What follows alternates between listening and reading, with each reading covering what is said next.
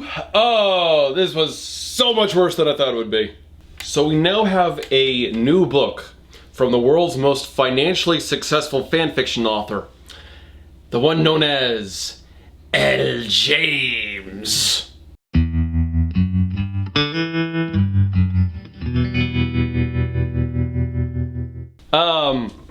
Yeah. This is awful. This is so boring. I try to resist using the word boring to describe things because it doesn't tell you much, but that is the best word I can come up with for this. This is astonishingly boring. This is everything you do not want to do in a story. I mean, the thing that's really embarrassing is that while this is better than Onision's books, it's better in that I didn't find any misspelled words. Onision's books, as awful as they were more interesting than this. Stuff at least happened. Ash, seriously. Ash, you're gonna become famous as the noise bringer or something. Now, unlike Onision's books, I could do some research on this book before I really got into it. And it turns out, the idea for this is older than 50 Shades. Apparently, L. James was working on this before she actually really got the idea for 50 Shades and jumped into that. And just as well, because if she had tried to publish this as her first book, no one would know who she was. The term Harlequin romance generally refers to those small, trashy romance books. There's usually a shirtless guy on the cover. You don't get to see his face. It's all just the chest.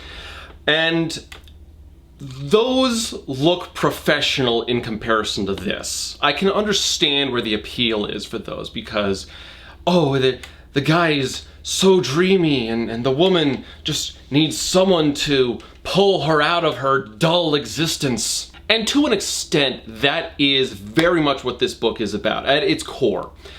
But it takes so long to get there. There are entire passages, entire chapters that just go on repeating the same things in slightly tweaked ways. And that in and of itself would just be boring, except it just gets so dumb and repetitive. Like, after a while, how many times do you need to hear that the main character, the female main character in this, had a tragic backstory with no detail? It's just, she was running from a man, and then you don't get any real detail until I think it's like page 147 or something. Yeah, 147. I take very good annotated notes. Now, the tabs, I've got my tabs up, and not quite as bad as Onision. You actually can see some pages on the side there. However, I did have to change a few things up. You see, because I had an abundance of these little tab packets, so these guys, I had a whole bunch of these lying around. I didn't have any yellows to pick from, but oh, I've got a crap ton of everything else. So I had to slightly modify what all the colors represent. And if I remember, I will try to put it down in the description. But blue stands for character notes. Green are for world building or plot notes. The pink are for bad lines still. Yellow has been relegated more specifically to writing mistakes, and I should have a bunch on the cover, but they're very short supply, so I want to actually preserve them when I can. Orange had to change to something else. They stand for other now. If I can't quite fit a note in some other category, then I just put an orange tab. Now, to be clear, these are not all bad things. Like, all these blues are not all some awful character moment. There's something that I think is noteworthy. Some of them are pretty awful. Some of them are really awful. But sometimes it's just like, oh, well, this is the page where the female main character reveals that she loves playing the piano. Some of them are benign like that. So these aren't all damning evidence of how bad this book is, but a number of them are. You will notice, however, I do have these on top. These are the sex scenes. So we've got all these guys in the top, we've got this gap in the middle, and we've got all those in the back. Now, this right here in the middle, this middle section, is the worst section of the book. That right there, that gap, took me about 2 weeks to get through because it was that boring. Now, I was so bored by this section that I sat down at one point. I tried to power through as much as I could, and in the span of about an hour and a half, I went through 6 pages because I was so unengaged. I was so unattached to the characters. I was so out of my mind bored that I could not read more than a paragraph without needing to revert to some YouTube video just to get my brain re-engaged. That is this book in a nutshell. Nothing happens for the longest time. There is some potential here. There are some elements in the plot that I think could function to make a good story. Here's the core problem though.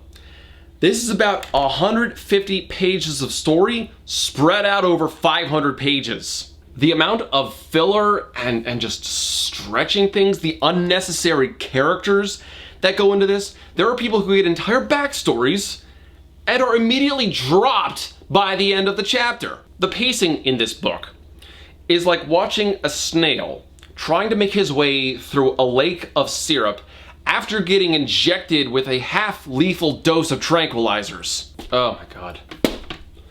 But some of you are probably wondering, what's this story actually about? Well, L. James is attempting to make another romantic erotic story. And actually, I want to challenge myself on that. Obviously, I can't go into full detail on a lot of the scenes.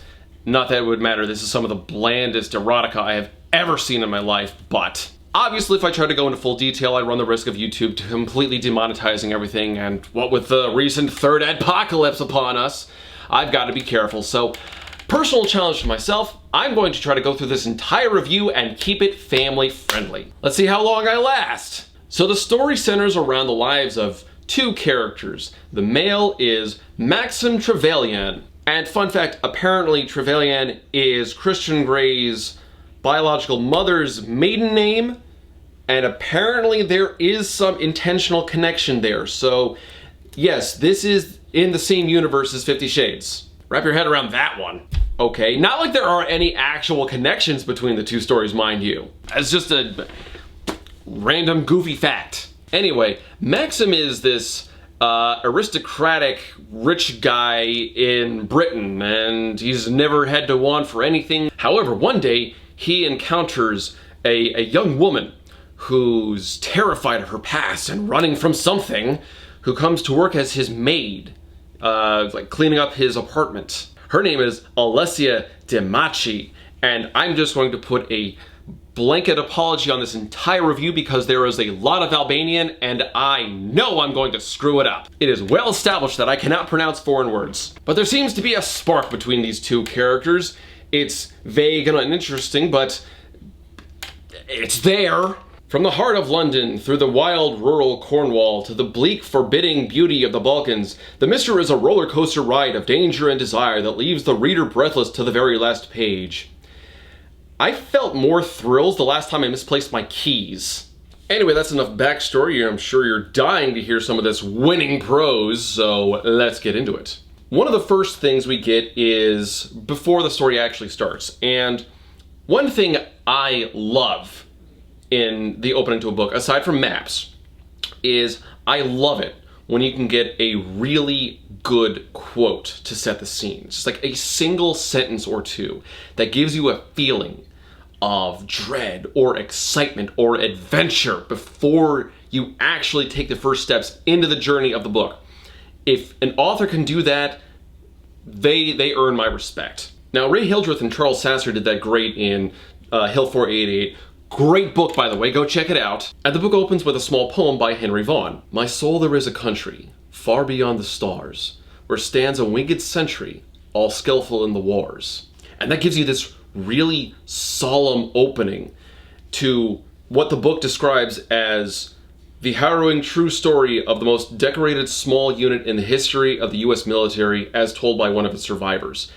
Again, read this book. It's really good. Now, I've also made it no secret that I am not a fan of Cornelia Funk's Inkheart. However, one thing I did like is that every single chapter opens up with a new quote that deals specifically with the matters at hand within that chapter. And I thought that was a very creative attempt to flavor the chapter. It works. It shows that she is an avid reader herself. And hats off to that. That is, I think, a very respectable effort, even if I still don't like the book. But why am I mentioning all this? Because the Mister attempts to start off with its own twist on this, only it doesn't take an actual quote. It starts with a definition. Daily. Noun. Informal. 1. A newspaper published every day except Sunday. The trial was reported in all the popular dailies. British, dated. 2. A woman who is employed to clean someone else's house on a regular basis.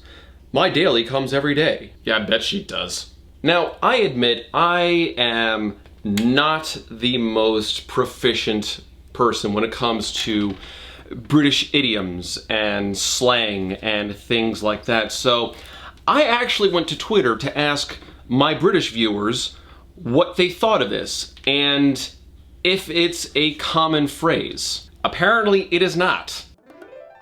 This is the first time I've heard that phrase, and I'm Scottish. It's an old term, don't use it nor hear it here anymore. We never call them that. Never heard it before, but I'm in the southwest. It's not common unless you live in 1889. It fell out of common use around the 20th century. I've moved here 6 years ago, man, and I've never seen it used in literature or study. It's not common at all. Rare. Never heard anyone call a cleaner a daily. Domestic assistant, yes, but not daily. Never.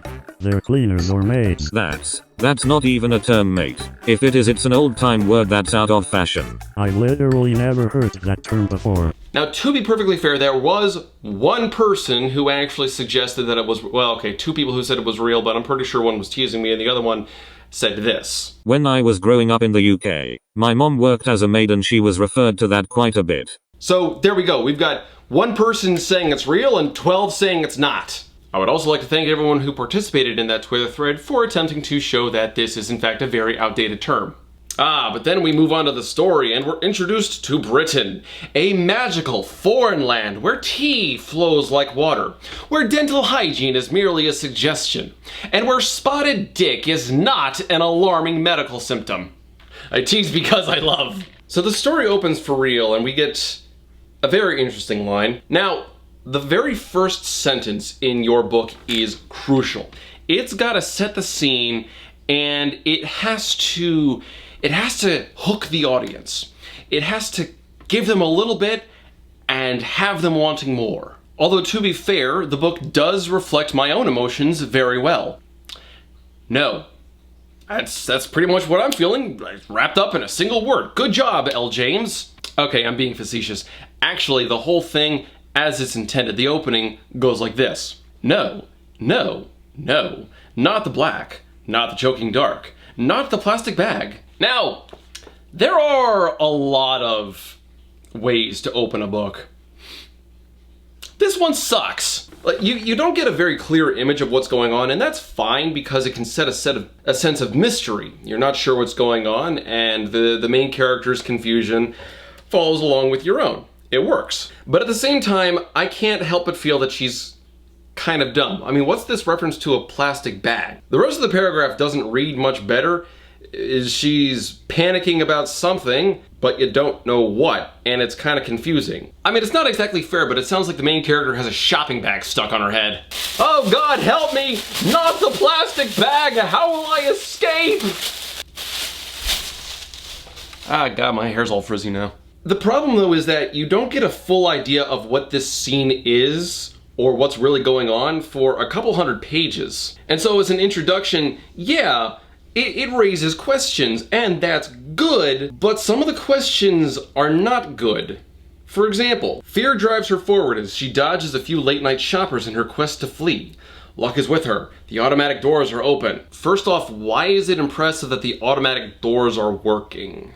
I mean, if there are shoppers around, then obviously the store is still open. Also, if she's afraid or she needs help, why doesn't she go to somebody? I mean, the stores are generally staffed well enough to help her out. Now, like I said, given her past, I can understand why she doesn't. But as an introduction, we know nothing of this character going in. So the big question is, why don't you go to a clerk and say, can you call the cops for me? Or can you call my family members? Or something like that. People are generally good and they generally want to help you. So having the main character run around a store like this, apparently late at night, and then just go rushing off into the woods, it's confusing. Especially because, now, if this were like some sort of a horror story where she has to run away from like body snatchers or something like that, okay. Perfectly acceptable opening because you don't know who could be a human and who's an alien or whatever. But it's an erotic romance and none of this makes sense. I don't know what's going on and I will not know what's going on until like page 300 something. So coming back to this, I'm like, why did you open the book like this? This is Alessia, by the way. It doesn't get much better on the next page when you see her running between trash cans, wrapped in newspaper and cardboard, and she says this. She thanks her Nana's God for the address. And it's such an awkward phrase. I mean, she's trying to get to a specific place.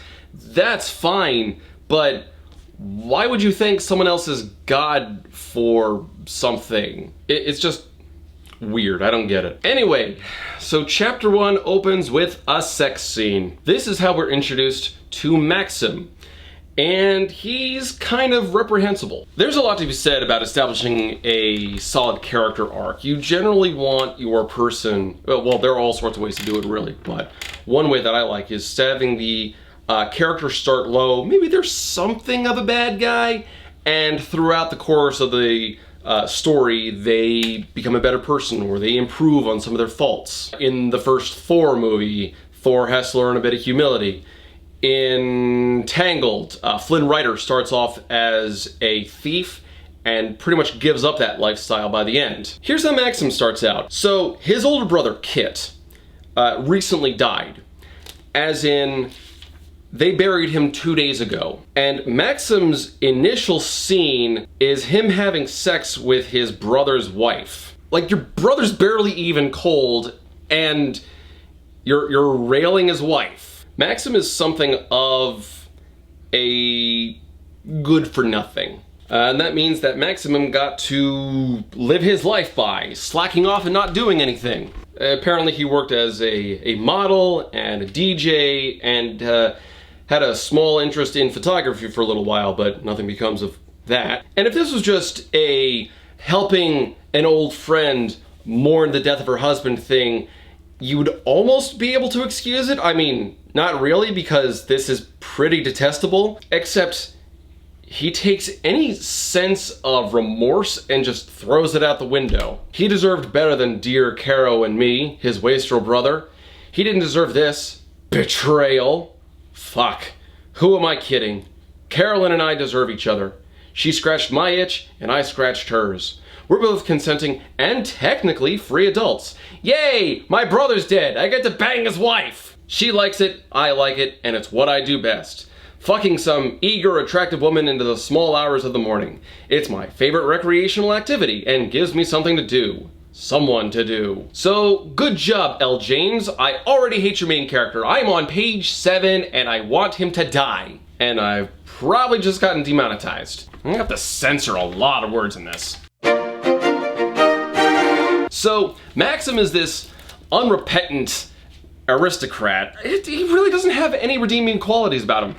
He's a little empathic, I guess, later on, eventually, but that's more to serve the plot rather than actually learn a lesson. I'll get to later on. So I don't want to say that this is entirely detached to anything I can relate to. Part of it, though, is a bit of a problem, personally speaking, because as an American, I don't really understand the British aristocracy. Going into this book, I did not have a firm understanding of what the British aristocracy does. And coming out of this book, I don't have a clear understanding of what the British aristocracy does. I think it has something to do with real estate. I mean, if this book is anything to go off of, they own houses, they own land, and people serve them. I'm gonna get so much flack in the comments section. But Maxim starts off this chapter with a healthy dose of obnoxiousness. Access to a healthy trust fund since I turned 21 means I've never done a serious day's work in my life. So, are we supposed to hate this guy? Maxim is basically a lazier, more arrogant version of Christian Grey, so if you didn't like that guy, you'll hate Maxim. The only thing is he doesn't have this secret, dark backstory. Not that you wouldn't know because of the amount of times that he references his brother's death. And I would take that a little more seriously if he was not sleeping with his dead brother's wife. Now, Maxim has a problem in that he is a sex addict. It's never addressed or even brought up as a negative thing throughout the entire book, except I'm on page 16 and he has now slept with 3 different women. I actually didn't mark one of them because you don't actually get a sex scene. It's just, her name was Heather and now I want her to go home. It's like, dude, see a specialist.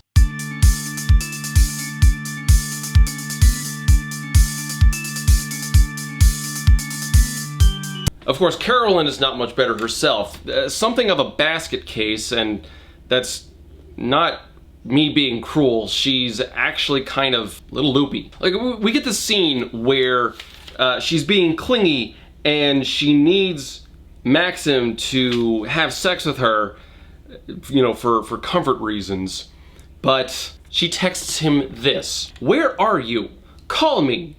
Pouting. How sad, how depressed can you actually be if you're sending childish text messages like that? How seriously am I supposed to take this character? She sounds needy and dependent and entirely selfish. It's like, I mean, sex is fine as a coping mechanism. Some people do it, and I'm not trying to throw shade on them.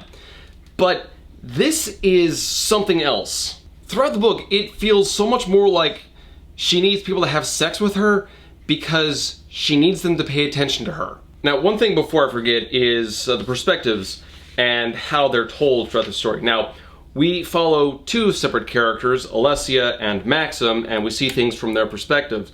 The difference is Alessia is told from third person limited and Maxim is told from first person limited. These sections are not written in such a way that I need the distinct style to really tell me who's talking, because names are thrown out quite frequently. The thing that confuses me is Maxim's entire story. All the sections are basically his own thoughts as he's thinking them in his head. Why then do we get italicized text? Because it feels weird, like we're reading his thoughts, but then we're reading the thoughts he thought? What's that supposed to mean? How come some thoughts are italicized and others aren't? Now, one thing that could have been really clever would be if the italicized thoughts were to show some sort of inner conflict. Like if Maxim were to go around and think, wow, she's really cute, I should have sex with her. And then the italicized thought would pop up and he would say,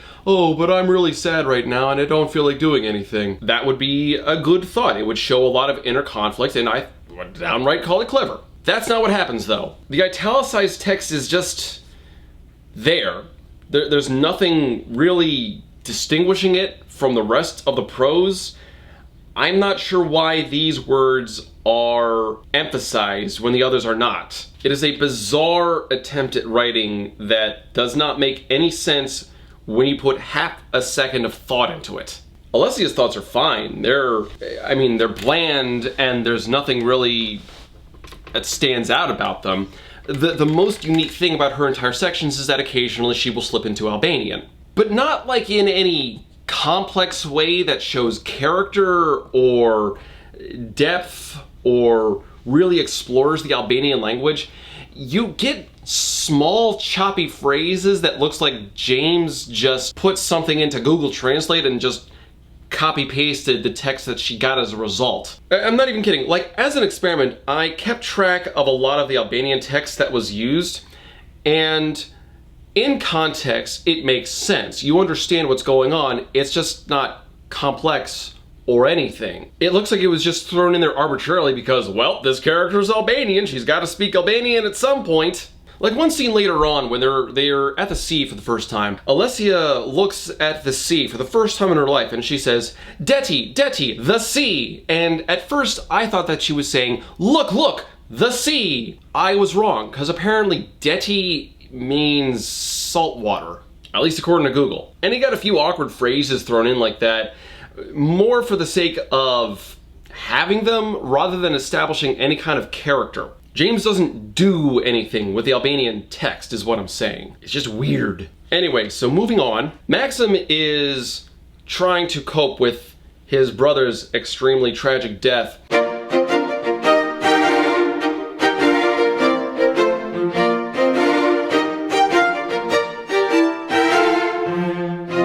And taking up the role as the head of the family, because now he's the Earl of Trevithick. I admit I didn't actually look that up before filming this review, so I don't know if that's like a real position. Like apparently Kit was known as Viscount Porthtawan, and I just like, that is such a weird British name. I don't know how real that is. I don't know if my British fans are rolling their eyes at that. I can't help but wonder if you couldn't have come up with a more British name like Wrinkle Spank Upper Bottom. I'm gonna lose so many subscribers. So anyway, Alessia is the new maid in town, and by some stroke miracle thing, she managed to land Maxim as a client. Apparently, Maxim's old maid had to go back to Poland and recommended Alessia as a stand-in, even though Alessia has only been in this country for like 3 weeks by this point, so how she made contact, I don't know. I would think that they would need to do some sort of a background check on her or something. I don't think that an aristocrat in an extremely expensive part of town, apparently like they're in Chelsea, I guess that's the fancy part of London, or I don't know, I'm an American. We sustain our diets entirely on Coca-Cola and hamburgers. And sometimes war. So anyway, we get to Alessia's chapter here, and she's just cleaning up Maxim's apartment for the first time. And we get the first of many, many, many, many reminders about her dark past. A darker memory surfaces in her mind, a memory from home. Ice blue eyes, flinty with anger, fury raining down on her. No, don't think of him. She puts her head in her hands and rubs her forehead. No, no, no. She fled. She's here. She's in London. She's safe. She will never see him again. Now, if you didn't think that was interesting, just go back and repeat that small section of the review about 20 or 30 times, and you'll have a rough idea of what it's like reading this book. Now, if I were going to sum up L. James's writing style in any way, it would be extraneous repetition. Repetition's the mother of all learning. See, the problem with James's core writing style is the amount of detail she goes into doesn't serve the story or the characters, and frankly drags the pacing through the mud. It is unbearably slow. We're talking 2:30 in the afternoon, oh my god, why won't this workday end slow? Now at some point you do want to fill in some detail to get an idea of what's going on, what the characters are doing, how they interact with things, so on and so forth.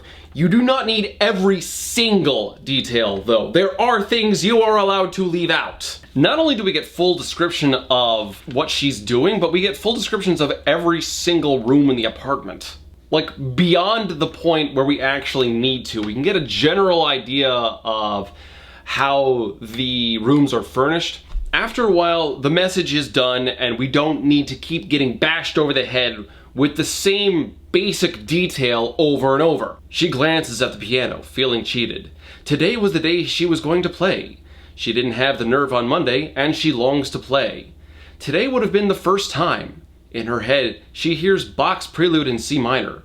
Her fingers tap out the notes in anger, and the melody resonates inside her head, in bright reds, yellows, and oranges, a perfect accompaniment to her resentment. The piece reaches its climax, and then diminishes to a close as she throws a discarded t-shirt into the laundry basket. Oh, and she walks in on Maxim as he's passed out, and she gets to see his naked butt. We also get something of a spare room that she's not allowed to enter, and I cannot recall if we ever find out what's back there. That's the problem with James. She sets these things up with so much detail and then doesn't follow through with them. It's worse with the characters she uses, because she'll bring in characters for no particular reason and then never does anything with them. They don't do anything to enhance the plot, and frankly they do so little to enhance the characters that if you cut them it would have no overall effect. It wouldn't surprise me at all if this spare room apparently has nothing to do with anything. Alessia moves through the rest of the apartment, cleaning, dusting, and polishing, but avoiding the one room she's not allowed to enter. And it's not like his bedroom or something. She cleans his bedroom, so I don't know. She seems to go into so much detail for, well, I mean, aside from the fact that she's actually a terrible writer, but she seems to go into so much detail as an attempt to tantalize the reader. You get a taste of something sexy and you're supposed to want more. The problem is well, there are two problems with that. The first is the sex scenes that she has shown up to this point are not very interesting. They are genuinely boring. I can't really show because of YouTube's constantly fluctuating rules, so you'll have to take my word for it. They're boring. So we have nothing to look forward to there.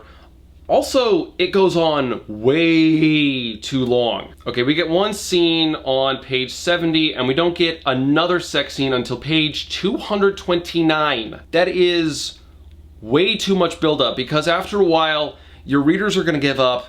They're gonna say, nothing's happened thus far. I don't care anymore. It's not worth the climb to get to that scene. It is not worth all of this boring tedium just to get to a tepid, uninteresting sex scene. Especially when you have such uninteresting dribble like this. It's Let's Fuck Thursday. Wow, that wasn't even clever. James couldn't even try to do something mildly amusing with that. If Maxim had gone with the term Thirst Day, that's not good either. That's also pretty bad, but at least it's an effort. At least I can tell you're trying to be funny. You're failing miserably either way, but at least there is a sign of effort. Just the sheer lack of creativity is what gets me. So some boring happens, and then Maxim eventually goes out to hang out with his sister. Like, they go out for drinks. And we get an example of how attractive Maxim is in the eyes of total strangers, because the waitress apparently gives him a coy look. She might have a fine arse and a cute smile, but I'm not in the mood to play.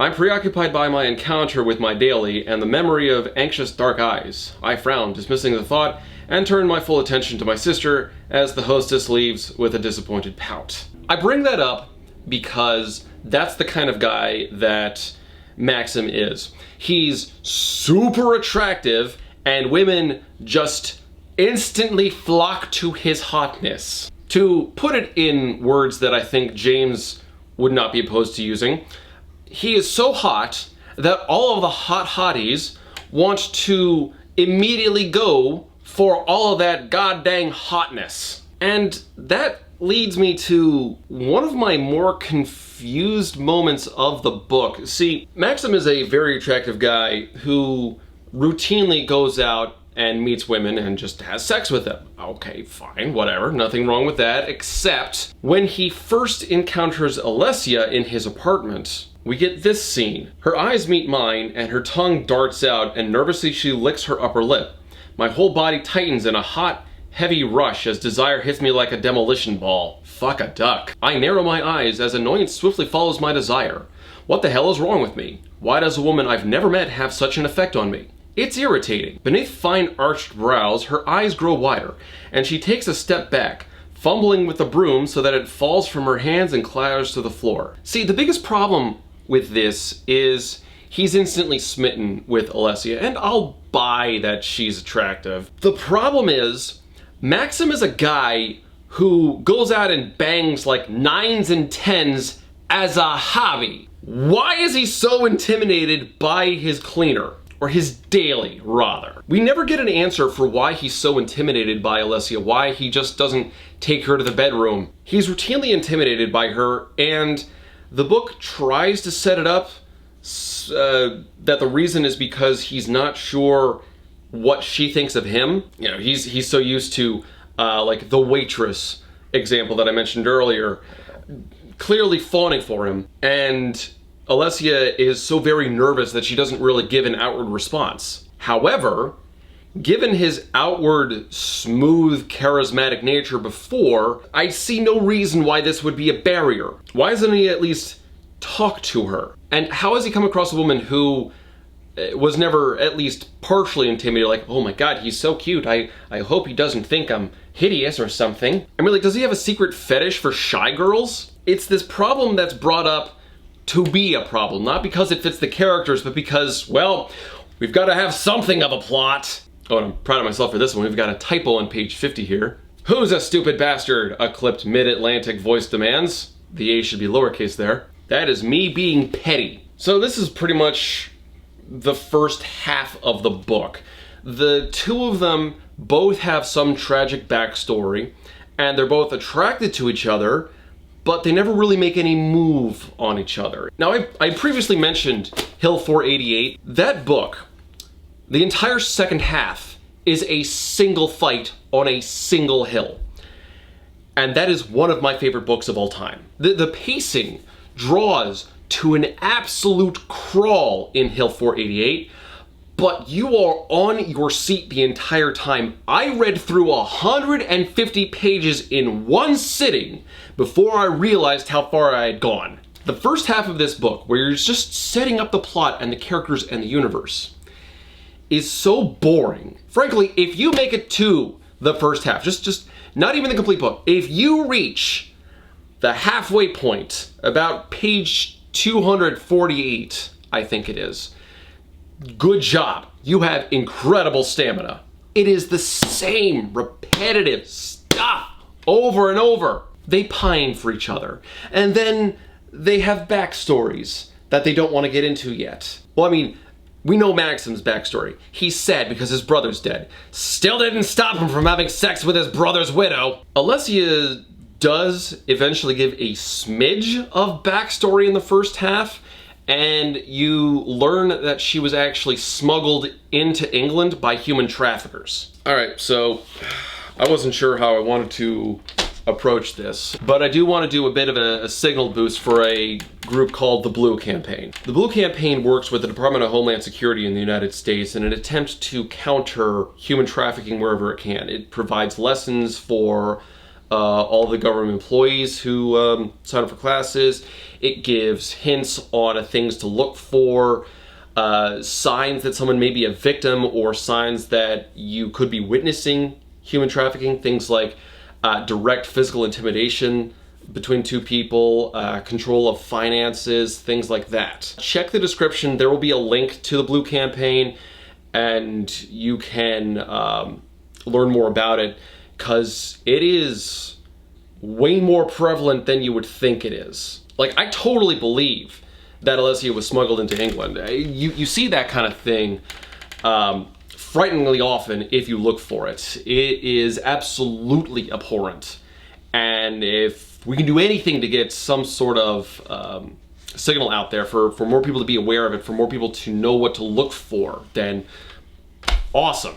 We've done something great. I don't want to turn this into a big PSA, especially in the middle of a book review, but I do think it's important to take note of, especially if we can get a few more eyes on the street, because that's where they're needed. So, because nothing happens, I'm not going to go into too much detail for this. I will, however, bring out a few noteworthy lines. It's with trepidation that Alessia unlocks the door to the apartment with the piano, Maxim's apartment. Her heart sinks when she's met with the unnerving silence of the alarm. The entirety of Alessia's sections can be summed up as, I miss home, but oh my god, my new boss is so freaking hot! I want something to happen. We also get this strange moment where Maxim walks in while Alessia is cleaning, and I am thoroughly confused with how this works. Alessia is wearing a housecoat. Despite that, though, we get this line. Alessia leans over to clean a couch, and Maxim takes note of her figure. Could this be any more illicit? She's so close but so unattainable. She moves to plump the black scatter cushions on the couch, and her housecoat swings forward and stretches out across her backside, betraying the pink underwear beneath. We don't get a great description, for once, of the coat that she's wearing. It's a broad one, actually. Earlier on 58, we do get this. She shivers as she removes them and struggles into her housecoat, grateful that the plastic bag has kept it dry. The hem falls to below her knees so that she's not immodest without her jeans. How then does it position itself in such a way that Maxim can see her underwear? Is there some sort of a fashionable split in the back of the housecoat so severe it renders itself almost worthless? Has it, like, somehow brushed itself along one side of her back to allow her underwear to be visible? I am confused how this works. Does Maxim have X-ray vision? I grant, maybe this is some sort of a weird fashion note that I just don't understand, because, I mean, I wear goofy t-shirts and jeans, and that's pretty much it. My knowledge of modern fashion is like my knowledge of modern technology. I still own a flip phone. Let's see, we just get a couple of minor points. Carolyn expresses her sadness via emoticons, so I'm not sure how sad she actually is. Maxim and Carolyn have at one point done drugs. Carolyn keeps jumping between emotions and comes off as either really unstable or bipolar. Oh, how's this for a comparison? So we get this full poetic description of Alessia. I am not going to get monetized for this video. It's this page-long description where she's talking about, I mean, it's not clever or anything. God, I wish I could actually show this. Basically, she's thinking about Maxim naked. Compare that to Maxim in a similar scene. I take quick care of myself. That is it. That is the entirety of his section. Alessia gets a full page description. He gets one nondescript sentence. Good job, James. You're really painting a solid image there.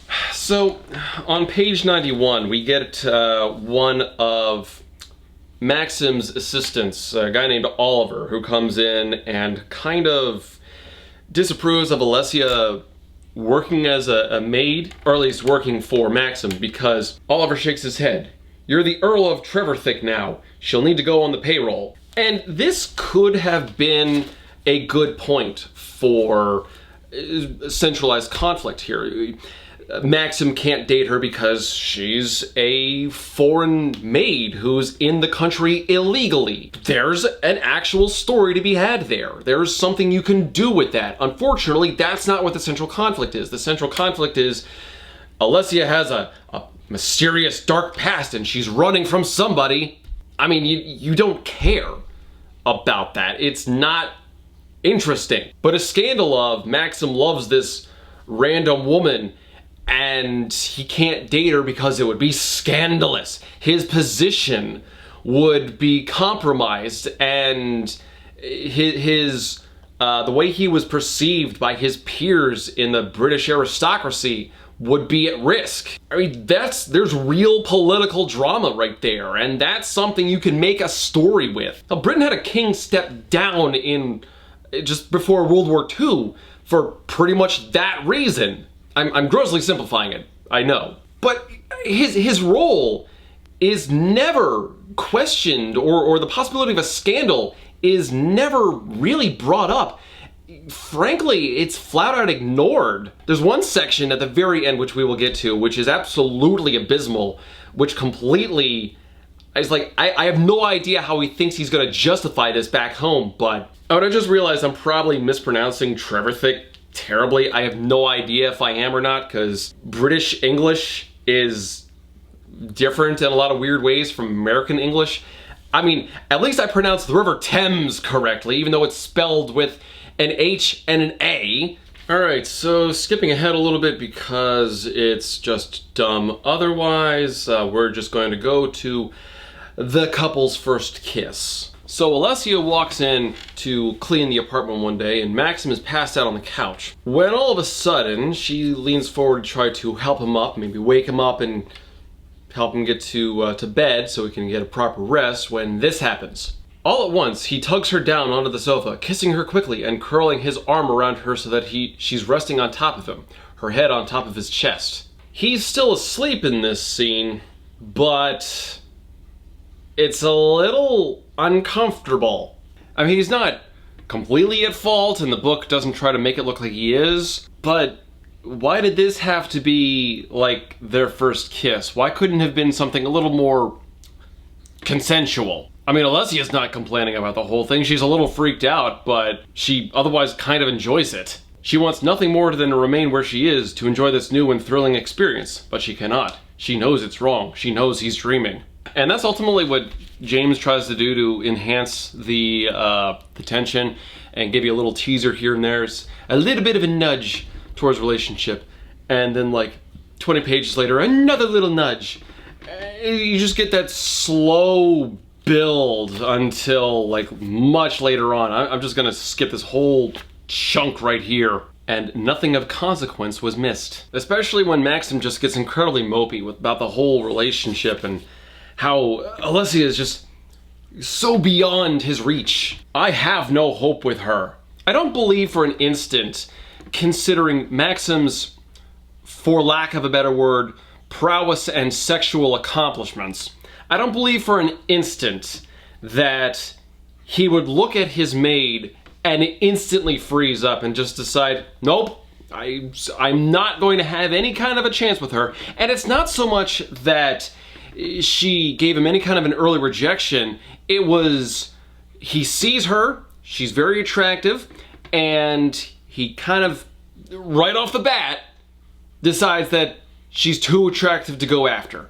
And he's not sure how she feels about him. He has no idea what she feels, and he has, throughout the entire story, never tries to approach it. It's completely inverse to his character. He is incredibly charismatic, incredibly smooth around women, up until this one. And all of a sudden, he locks up. Why? Because otherwise we wouldn't have a plot. God, this is bad. And in his mind, it's not just that Alessia is pretty, he can't get her out of his head. And then he decides this. How many houses does she clean anyway? How many pockets does she rummage through? I dislike the thought. Perhaps I should hire her full time. Then the dull ache in my gut would never go, unless there's only one way I'd be rid of this ache. Shit, that's not going to happen. So, yeah, congratulations, douche. Now you've become Jeffrey Donovan's character from Hitch. I think things aren't gonna snap back unless I bang her. Excuse me? James tries to tease us to get us interested in Alessia's backstory by making it sound mysterious and dangerous, but she does it in the worst way. These moments never tie back to what's going on, and we never learn anything new. What I know about Alessia on page 100 is the same that I know about her on page 10.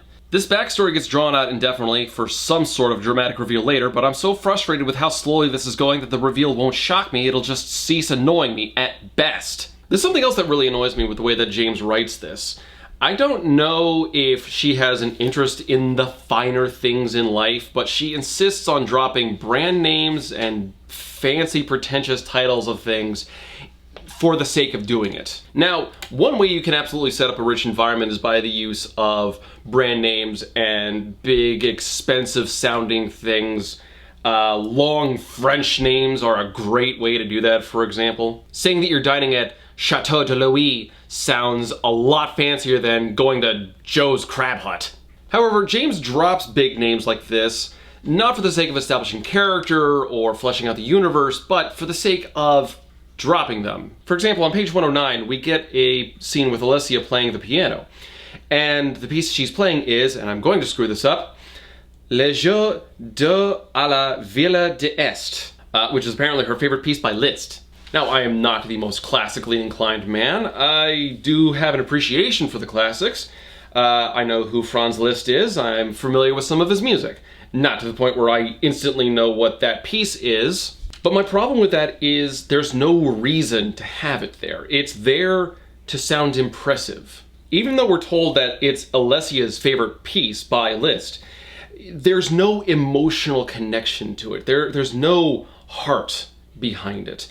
Alessia doesn't explain why she loves the piece. It's revealed she has synesthesia, so she sees colors when she hears sounds or something. The book doesn't do a great job explaining it.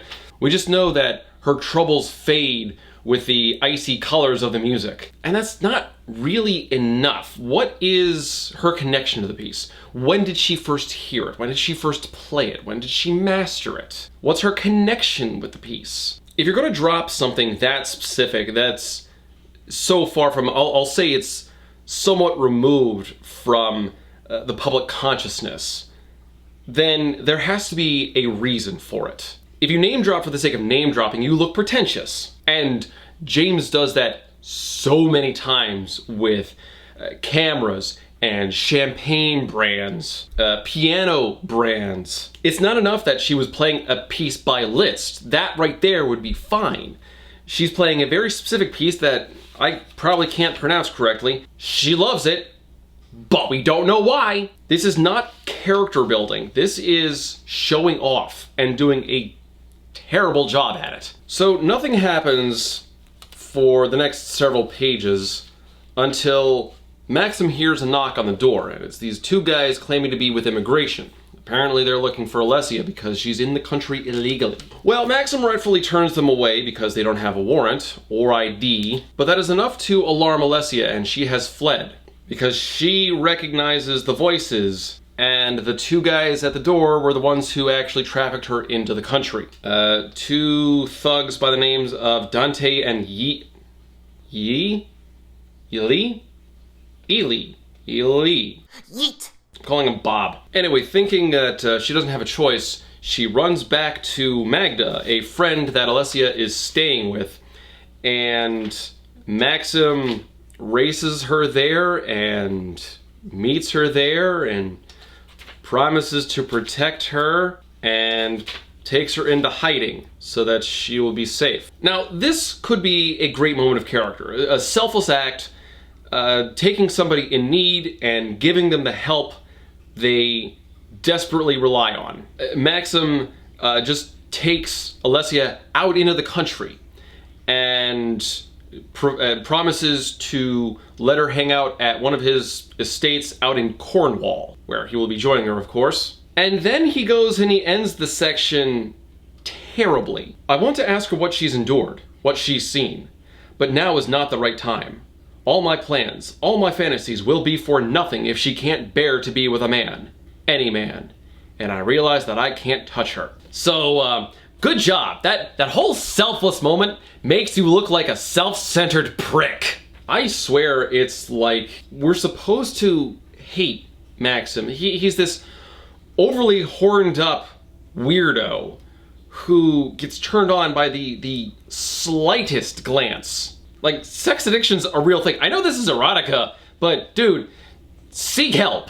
Despite that revelation that Alessia has been in some bad stuff, because she explains she was smuggled into the country by traffickers, and there were several other girls who were smuggled in with her.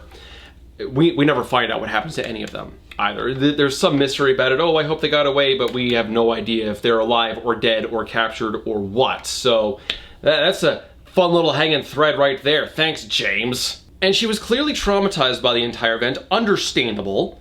But despite that, the section I just read, page 160, this little bit right here, 163. You want me to kiss you? I ask. She nods. She just got done explaining that she was in a very traumatic situation. Why are you making a move on her? Look, the problem with, okay, I'll just say flat out, Alessia was never touched. Again, blue campaign.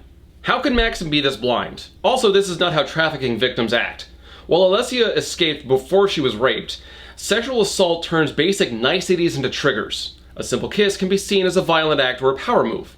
While I can't entirely fault Maxim since he doesn't have the training to deal with someone in this position, I am annoyed that his every motivation centers around him getting laid in the end. And the fact that James just has Alessia comply shows how out of touch with reality she is as an author. James could have used this book as a great signal boost for trafficking and trafficking awareness. And I'm not saying she's required to. It's her book. She can write about whatever she wants. It's a missed opportunity. So I'm not too mad that she didn't write about it. I don't have the right to impose my will on her like that. I am, however, pissed off that she mishandled it so badly. I mean, is Alessia traumatized or not? Because we see later on that she's afraid of the dark. She was forced to go into a dark van and put a bag over her head when she was being trafficked into England, and she hates the dark. Okay, understandable. Good bit of character right there. However, she does not act like she has been traumatized when it's inconvenient. Her trauma becomes this switch that just gets turned on and off depending upon what the plot needs her to do. And that is terrible. I'm actually a little angry at that. I'm jiggling with rage! She's either perfectly okay and just living life happily, or she's this scared, nervous, sniveling ball of terror. There is no in-between. And it's not like Maxim is doing anything to help encourage any kind of a healthy approach to this psychologically. His every interaction with her ultimately comes down to, how do I have sex with this? That is one of the most damaging perspectives you can have in that kind of a scenario. And I'm not trying to say that James is sexualizing trauma. I absolutely don't believe that that's what she was going for. Whether or not she did is a matter for debate. There's an obvious poorly conceived hero fantasy in here. It's not appealing, I don't think. And nothing against hero fantasies, but this is not how you do it. God, I am doing so many tangents in this review. But if bad depictions of trafficking and trauma are not good enough for you, maybe bad depictions of Albania are. At the register, I slide my credit card into the chip and pin machine, conscious that she's watching my every move. Your card is magic, Alessia says. Magic? And I have to agree with her, it's magic. Does Albania not have credit cards? Apparently James went to Albania to do research for this story. I can't tell you if she liked it or not, because while Alessia remembers Albania fondly, a lot of it is just weird historical factoids and like thugs that run the country. Apparently for a very long while, Albania was not allowed to do anything because it was under the rule of the communists. That is a plot point that is brought up like half a dozen times. It clashes with the image that Alessia gives us. You see, we're told that Albania was very restrictive and people weren't allowed to do a lot of things. Alessia had to deal with an abusive father. But at the same time, she just remembers it so fondly because, oh, it's just such a beautiful country. So these two images clash and we don't get a firm idea of what Albania is supposed to be like. I know next to nothing of Albania. I'm terrified of going there now. I mean, yeah, I might get shot in the street, but oh, I bet the mountain range is beautiful. So we reach Cornwall, a nice rural part of the country with small villages and little hamlets, and I guess it's very cold. And we get another 60 pages of nothing, while these two just go back and forth about how they like each other, but oh, they're so afraid to act upon it. There's no way that Maxim could go for such a plain girl like Alessia, and Maxim's afraid because, oh, how does he know that Alessia really likes him for him? He, and this is an important plot point, he doesn't want to reveal that he is the Earl of Trevithick too early because then, well, maybe she's just hanging out with him for his money. The money that he insists on spending on her, by the way. Like at one point he drops £1,000 on clothes for her. For my American audience, that's about $1,200. And while this is presented as a selfless act, one could probably make the impression that it's a power play. Especially considering the trafficking and the trauma that Alessia had to go through. You see, because at that point, he could use the idea that, oh, well, I've spent so much money on you now. Now you owe me. Power play is reinforced here, page 270. I grin, and I like these. I hold up a brown leather knee-high boot with a heel. Maxim, Alessia objects, please. She gives me a reluctant smile. Okay. And later on the same page, Alessia says this. How can she ever repay him? I'm so annoyed that this gaping missed opportunity is splattered throughout the books. This is not how you treat traffic victims. You've got to be more careful than this. He doesn't even think, despite knowing that she was trafficked in, despite knowing she was trafficked in to become a sex slave, he doesn't take any caution in how he treats her. Alessia at least has her recent trauma and her very sheltered upbringing for why she's so oblivious. Maxim is so oblivious, I'm not sure he's a functioning adult. Oh, but at least he takes a firm stance, you see. He's understanding of her. He's going to be a gracious host while he keeps Alessia by herself in a foreign country without offering to contact her family or anything. He could certainly afford the overseas charges. And then he says this. Don't worry, you're safe here. I'm not going to touch you. Well, not unless you want me to. How incredibly selfless of you, sir. Let us all be in awe of how incredibly selfless this hero is.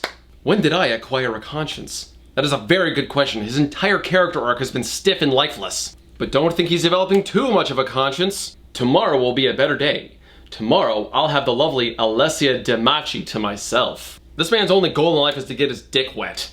So this is kind of like the scene from 50 Shades of Grey where Christian took Anna out of the city in a helicopter. It's basically kidnapping with good intentions. And again, I know it's an erotic romance. That's the point of the story. But could the characters at least be likable? I mean, it's not even that difficult to do. You can give me a basic story about a traveling businessman who has to share a hotel room with a hitchhiking cheerleader and they hook up, and it's like,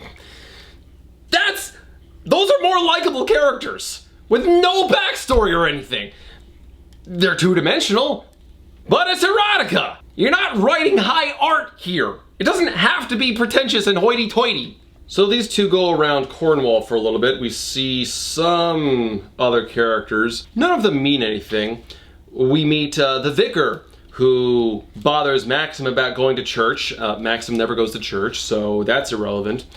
We meet Megan, who's a waitress at a restaurant they go to. It means nothing. Apparently she hooked up with Maxim at some point and she's angry that he's here with another woman. And that's the extent of her contribution to the story, so completely worthless. We meet Sarah, who works at a clothing store. That's the scene when Maxim drops the 1,000 pounds on clothes. And Sarah's interactions don't really go beyond that scene, so why did she get so much attention? You need to cut the irrelevant crap. Trim the fat from your story. If James did that, this book wouldn't be half as long as it is. We get a scene where Maxim takes Alessia back to his estate and he cooks dinner for her, and it's so romantic and a lot of stuff gets said and none of it's interesting. And we get a description. Again, this is what I'm talking about when I say that I think I can't tell if L. James enjoyed Albania or not, because apparently it's an extremely misogynistic country. Like to the point where Maxim offers to do the dishes after dinner and this completely stuns Alessia. But surely he's not going to wash up. No man does that. Ah, come on, that's not fair. Men do eventually clean up. You just gotta give us like a week or two to get around to it. Just don't be so demanding. We get another really good example of the bad dialogue right here when Maxim inadvertently upsets Alessia. Apparently it's not a huge deal though, because she, despite being rather upset, she like instantly forgives him. You did nothing wrong, she whispers. His lips purse into a kiss against her fingertips, and she removes her hand. Well, if I did, I'm sorry. Now do you want to go for a walk on the beach? This walk on the beach was introduced just now right here. This is a complete tonal shift from what the entire scene was before that. A lot of James's writing issues have to do with her bad dialogue. Characters exist to move the story along, not to be characters. When Maxim apologizes to Alessia and she says that he did nothing wrong, he replies with, "Well, if I did, I'm sorry. Now do you want to go for a walk on the beach?" It sounds insincere, like there's a lot of pent-up anger and he's apologizing just to end some disagreement, and not because he wants to patch things up. The line comes off as cold and inhuman, and so far the characters haven't risen from the roles of rich horny guy and wilting virgin with a dark past. Oh my god, it is just this kind of garbage back and forth. We get an exposition dump on page 210 about Albania, and it doesn't really do anything. Really just discusses the landscape by and large. Right, so one of the things that Maxim does poorly is he does not have a lot of variety in his vocabulary. For example, he calls Alessia beautiful so many times that I decided to start counting it. And going on from page 220 to the end of the book, he refers to Alessia as beautiful. Not like thinking in his head, but like outright saying, "I think you've had too much to drink, beautiful."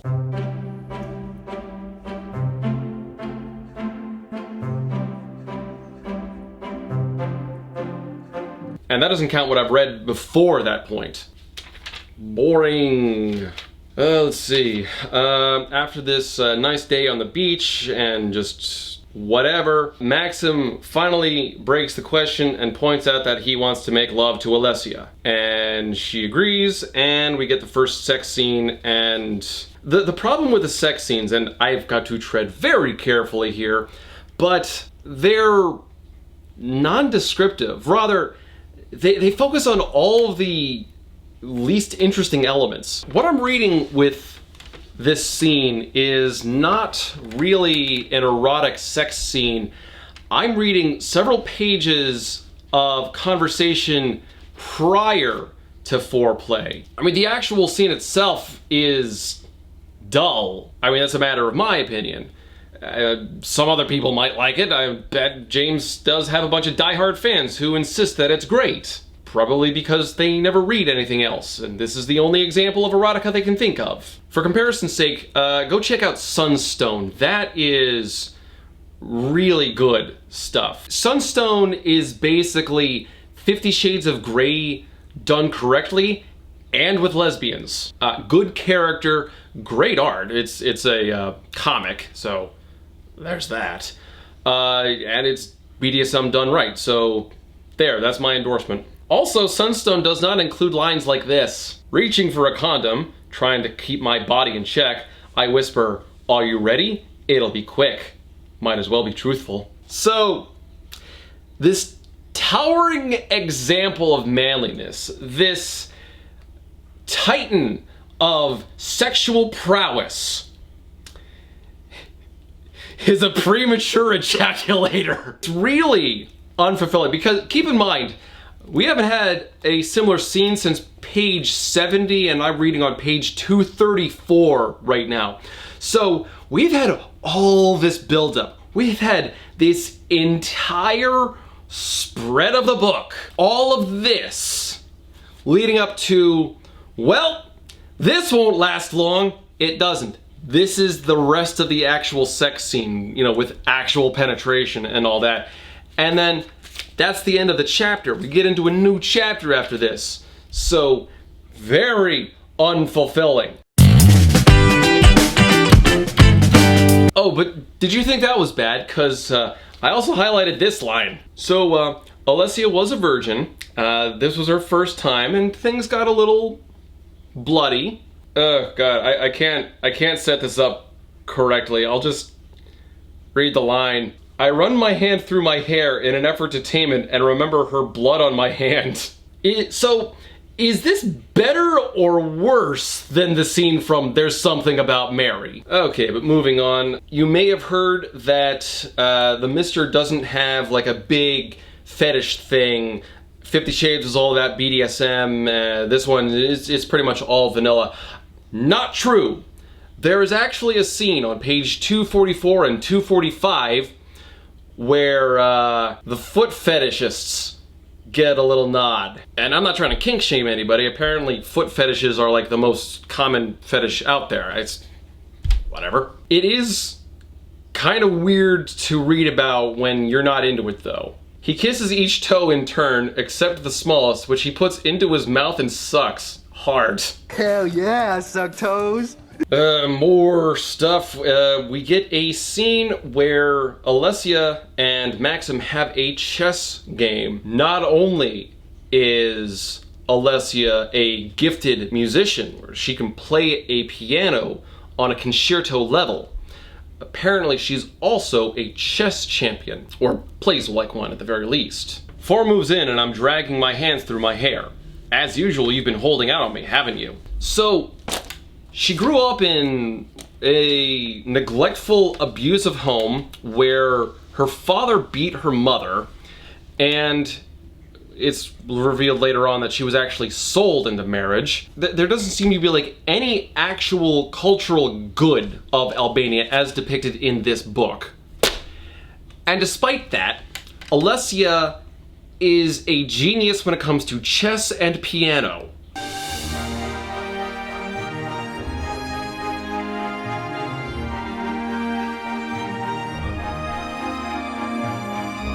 I'm not going to go into this big thing about nature versus nurture, but at some point, nurture does have to come into effect.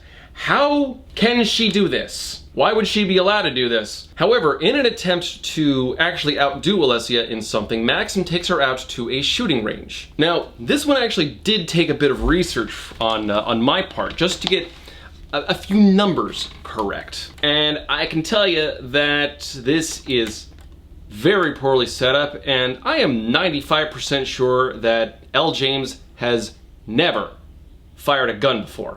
Now, Maxim and Alessia meet Jenkins. It's one of Maxim's aides, minion people. And he set up a couple of shotguns and clay birds to shoot. You know, those rounded discs that fly into the air and you gotta shoot them down and they shatter into 1,000 pieces.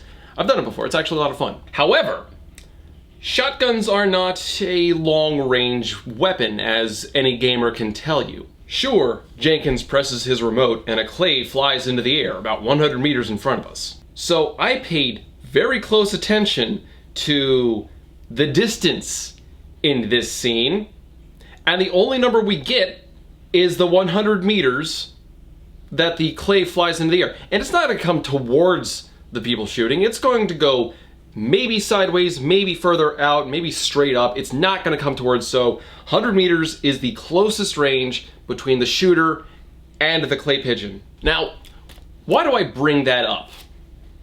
Well, Maxim's apparently an ace, and he has no trouble shooting a good number of the birds. Alessia, at 100 meters, manages to shoot 20 out of 40. This is the first time she has ever shot a gun, mind you. Here's why that's astounding. Because Olympic distance for clay shooting maxes out at 76 meters. The world record, from what little research I did, was around 130 meters. Some by a guy named George Digweed. 130 yards. Just for you, David.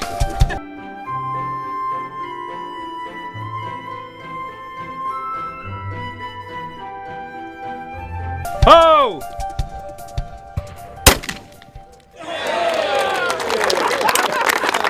And he's using special ammo to do it too.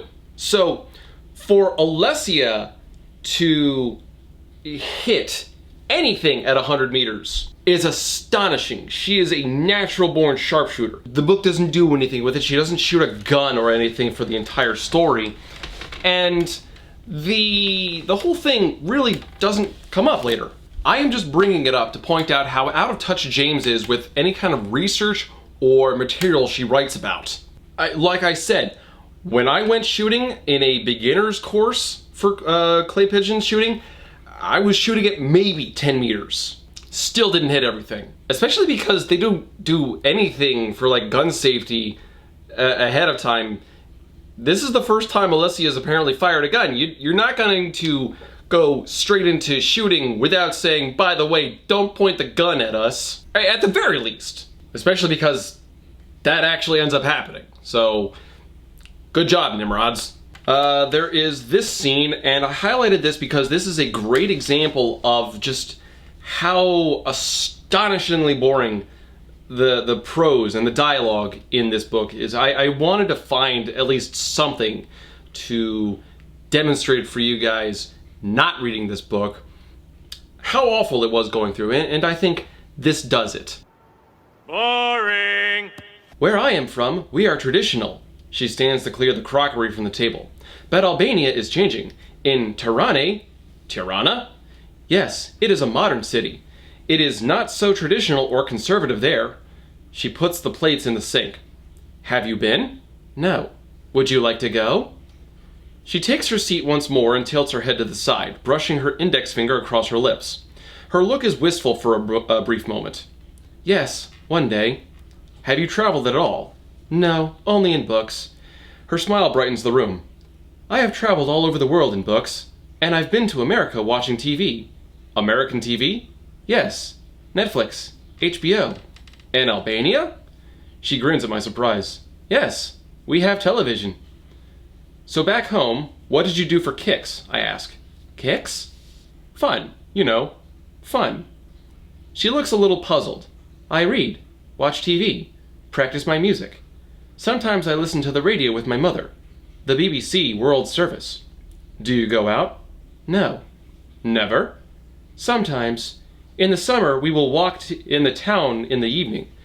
But it is with my family, and sometimes I play the piano. A recital? For the public? Yes, at the school and weddings.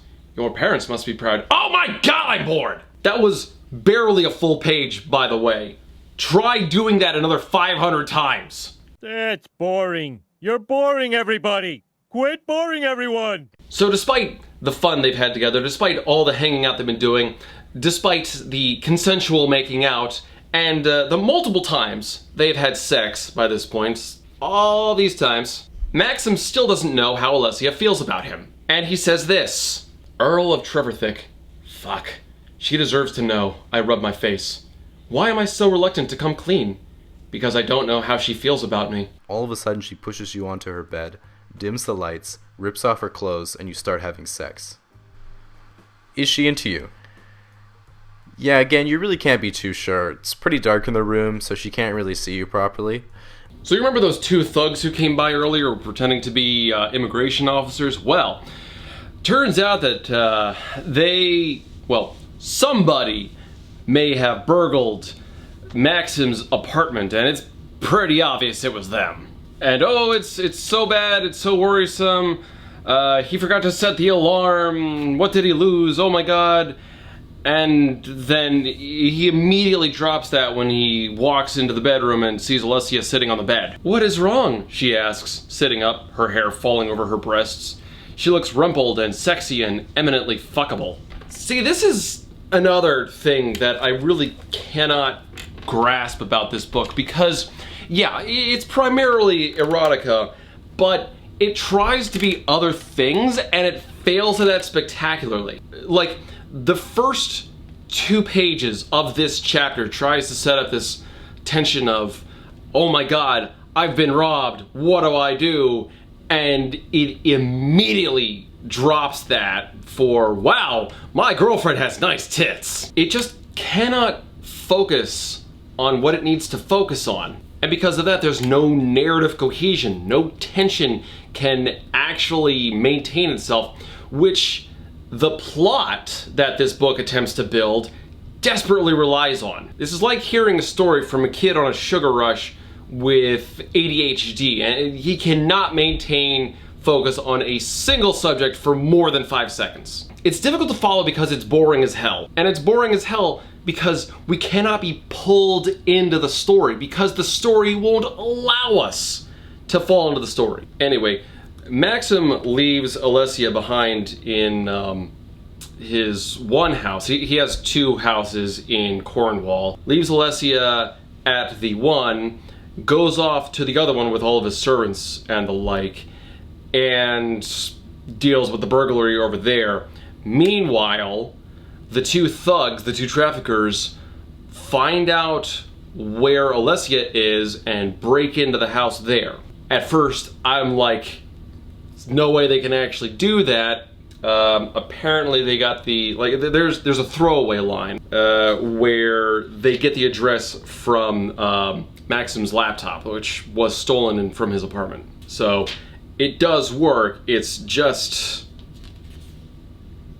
And I'm gonna be perfectly honest, I was actually kind of getting into the story when these two break in, because they do find Alessia and they start dragging her off, and it looks like she's actually doomed. When Maxim realizes that she's in trouble and drives back, everyone's still in the smaller house when he arrives, and he grabs a shotgun and ends up cornering the two thugs. There is a sense of tension, not necessarily for the characters, but because, in large part, it's because something's finally bloody happening. But the flow is actually pretty good. Like, the narrative flow is pretty good. There is a real sense of danger here, because Alessia does get beaten a little bit. And that entire plot thread is done for the rest of the book. We don't need to worry about the traffickers. We don't find out what happens to the other victims. We don't know if this was part of some larger cell that got broken up, or if the two thugs were used to extract any information. Traffickers were a thing, and now they're gone, so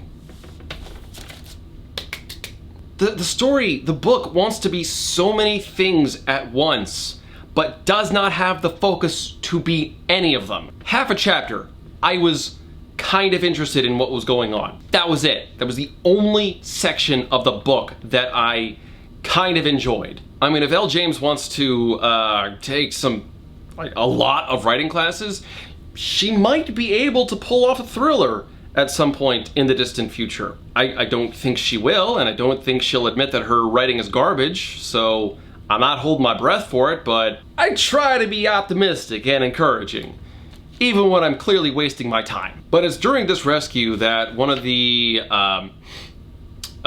maids working for Maxim reveals that he's actually the Earl of Trevithick. This is a humongous shock for about a page or two, because Maxim explains his reason and Alessia's like, oh, okay. And this whole thing ends with Maxim confessing his love for Alessia, saying that he has fallen in love with her. And Alessia admits that the biggest fear out of this whole thing with getting kidnapped again was that she would never be able to say that she loves him too. And if you think that ends the whole "does this person like me" plot thread, then you have way too much faith in this author. But that's not before we get some golden lines like this. Thank you, Alessia whispers. What for? Saving me. Again. It is you who has saved me. Nobody talks like this! When writing, say your lines out loud. It's crucial. Well, I don't think that would work in James's case. I'm pretty sure she thinks this is like golden dialogue, but the rest of you, there's hope for the rest of you. There's a whole lot of nothing. Hold on, I skipped a bit. So we get this golden moment where Alessia wakes up screaming because, you know, recent trauma, nearly getting kidnapped again by some people who stole your passport and smuggled you into the country for sex trade. Understandable that she'd be a little freaked out. So she wakes up literally screaming, and Maxim does try to relax her. It's okay, it was just a bad dream, you're safe. She passes out again. And then we get this. I close my eyes, one hand in her hair and the other on her back, enjoying her weight and her skin against mine. I could get used to this.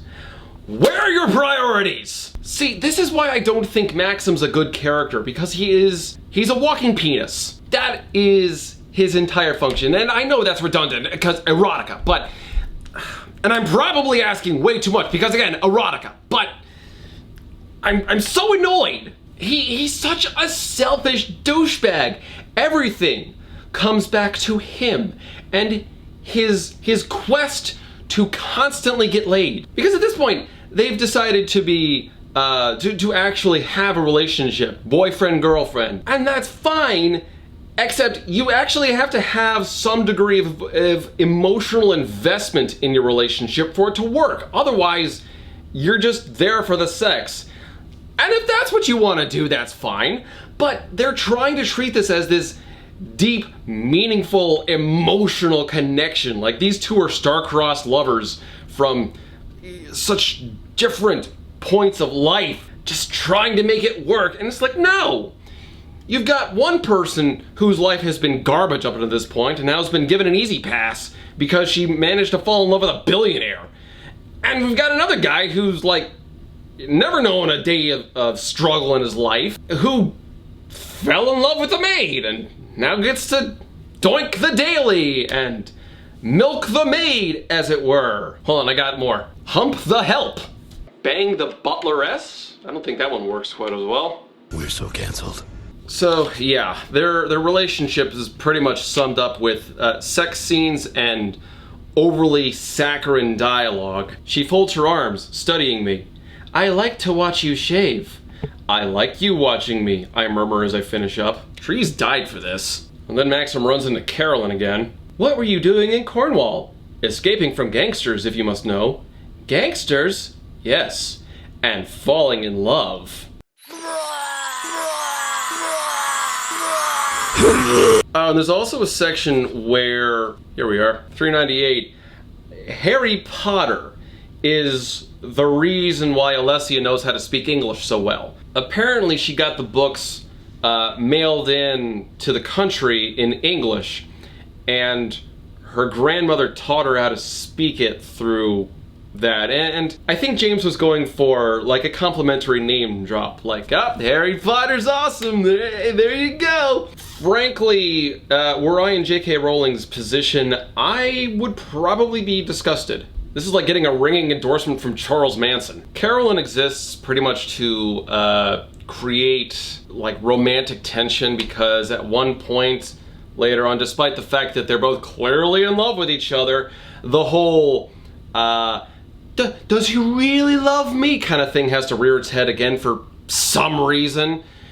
And Maxim goes out to meet with Carolyn, and that exists purely to make Alessia wonder if he's really that faithful. It's stupid, and it's resolved almost immediately when they confront the whole thing, so it's meaningless tension, and it has no weight like everything else in this book. It does give us more terrible dialogue, though. You're crazy. Why? You know why. She's your fucking cleaner.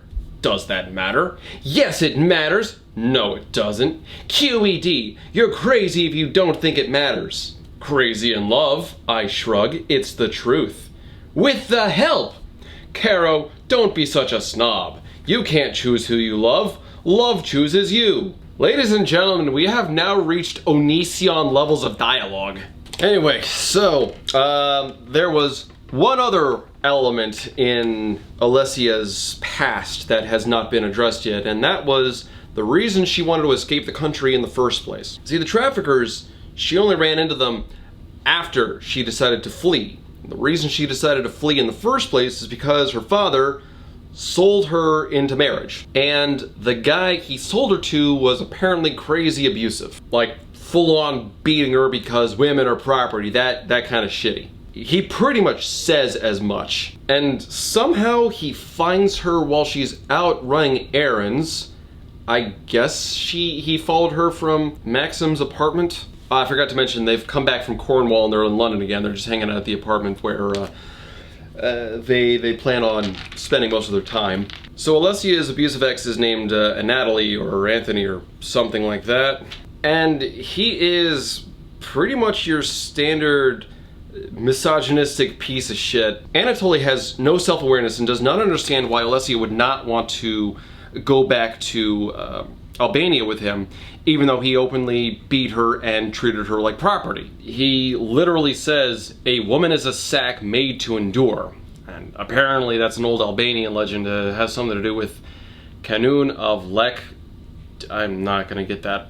Duca Genie. Unlike the traffickers, though, Anatoly does get her out of the country and manages to successfully kidnap her. Now, here's the thing.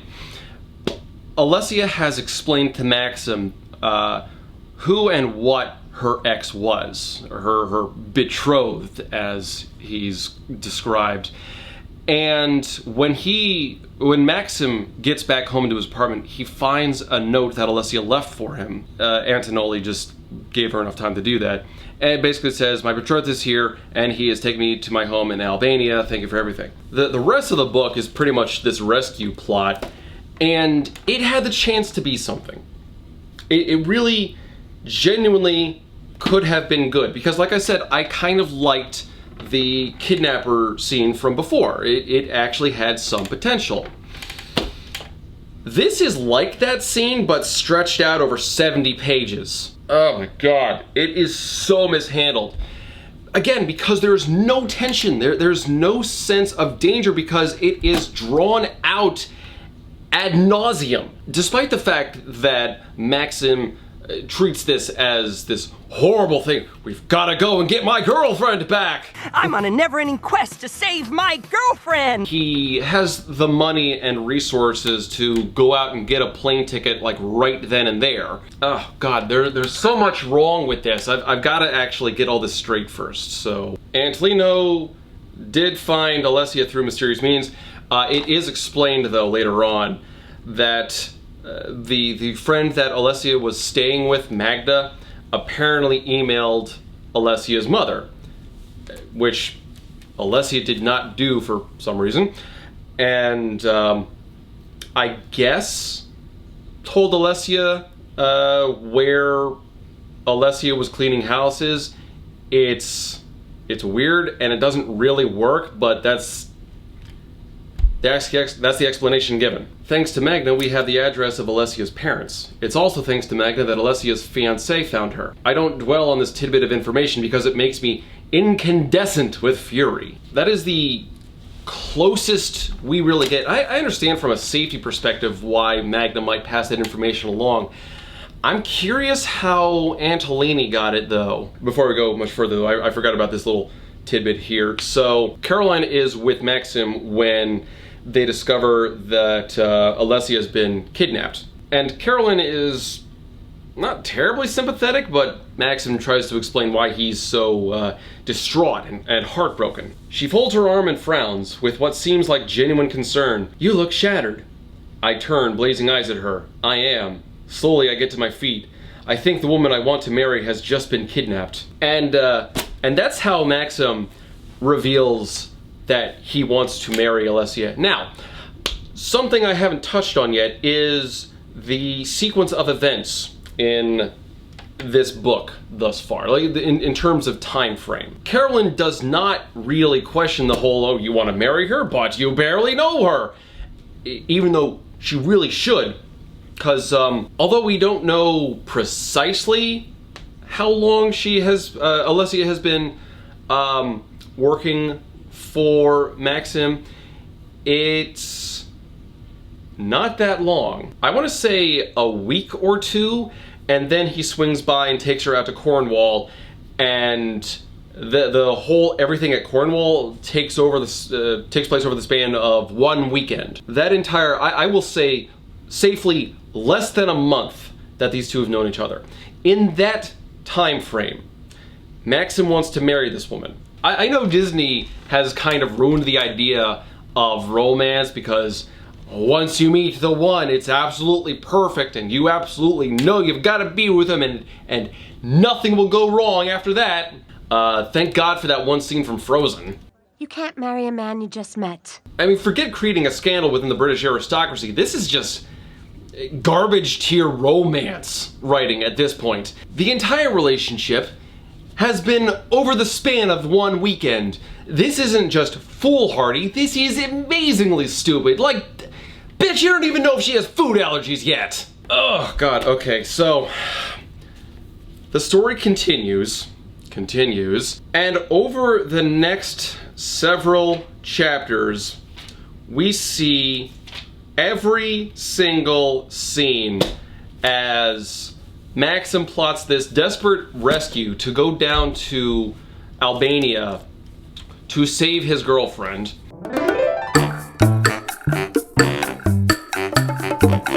And even worse, we see every significant moment and insignificant moment of her kidnapping. This includes several stops for food, 2 stops at hotels, multiple conversations with Anilani. It just keeps dragging itself on and on. I will say there is an attempted rape scene. It doesn't happen.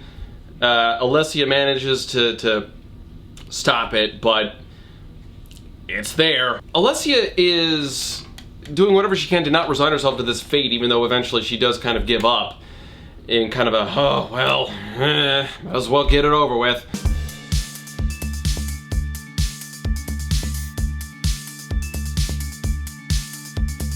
Kind of a thing by the very end.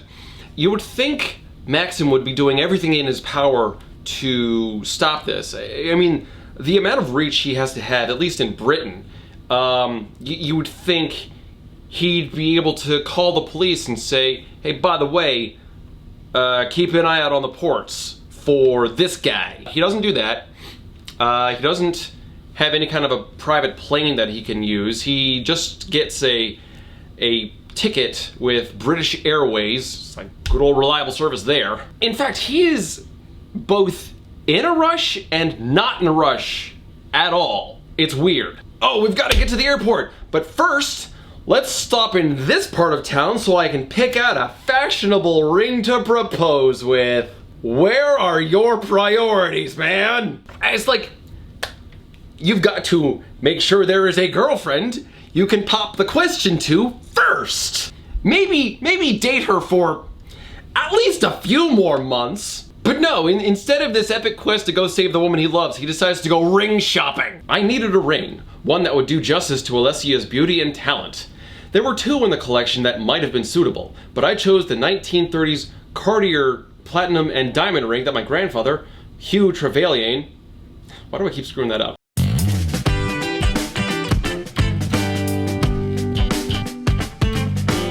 Trevelyan. I can't talk. Bestowed upon my grandmother Allegra in 1935.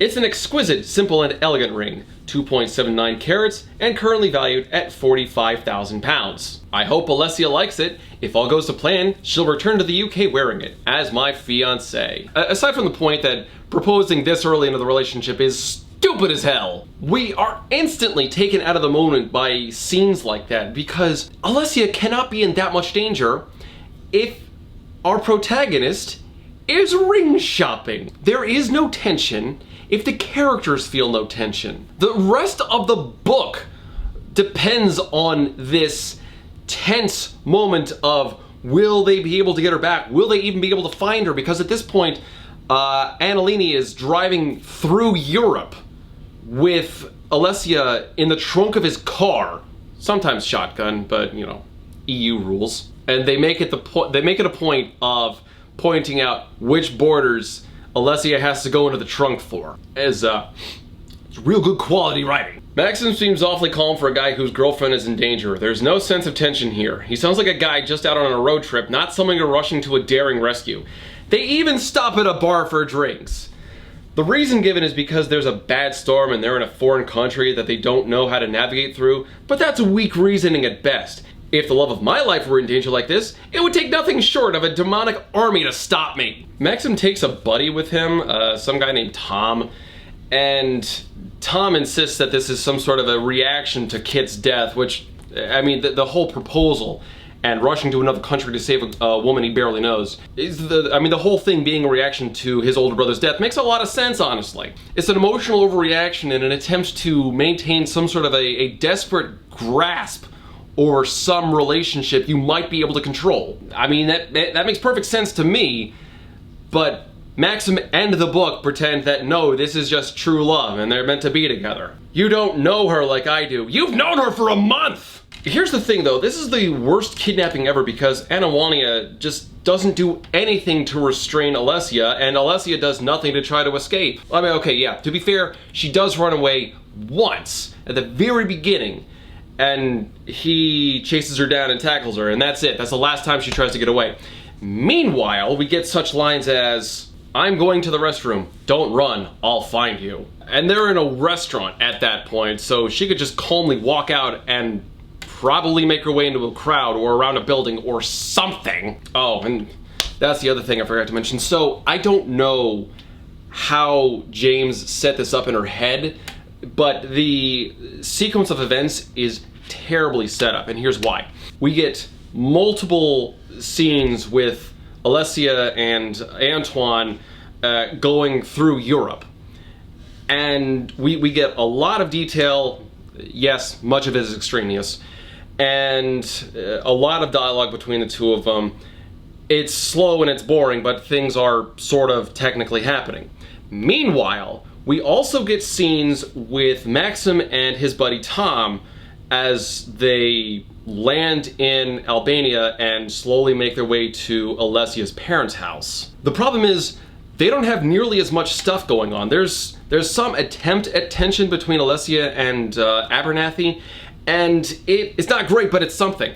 Meanwhile, Maxim is just farting around, and the plot is artificially giving him reasons to pipe in every once in a while, like, oh, they're stuck in town at one point because it's raining outside. Yeah, that's riveting. Hell, at one point when they finally reach the town that Alessia's parents are in, they just intentionally draw things out by going to a bar.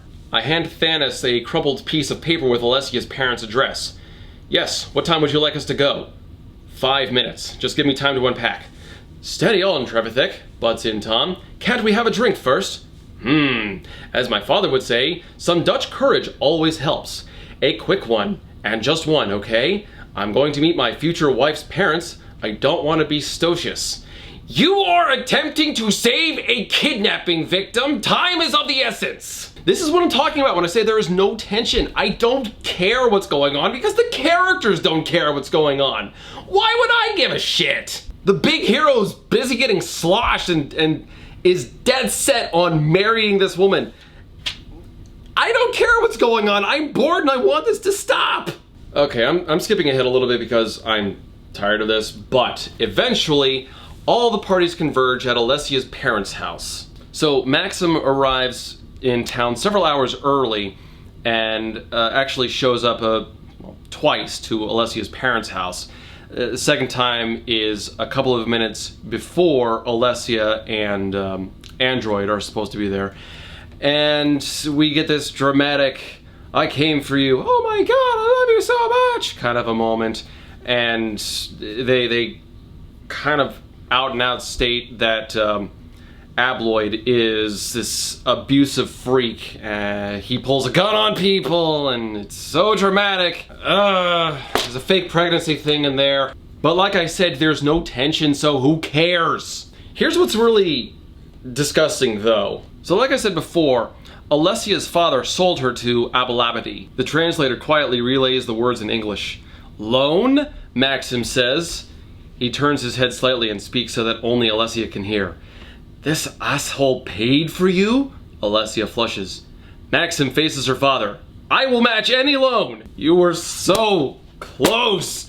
You were properly outraged, and then you did exactly the same thing as the bad guy. You clueless twit! But this whole revelation and the scene and not being able to murder people because Alessia took the bullets out of his gun.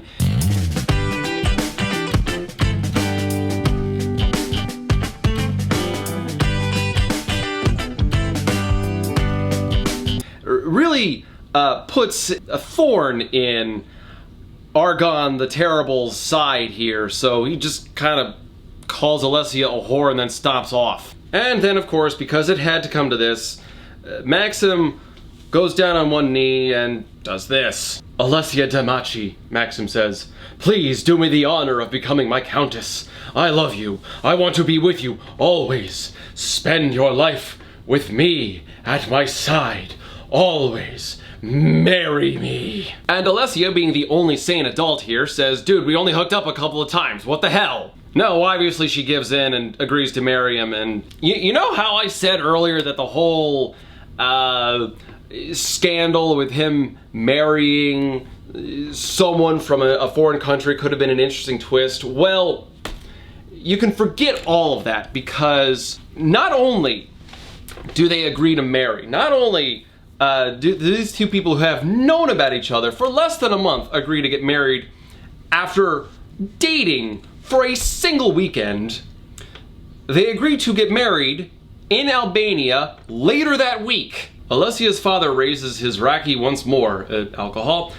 I'm not even gonna try to pronounce that, so I'm gonna rely on Google Translate.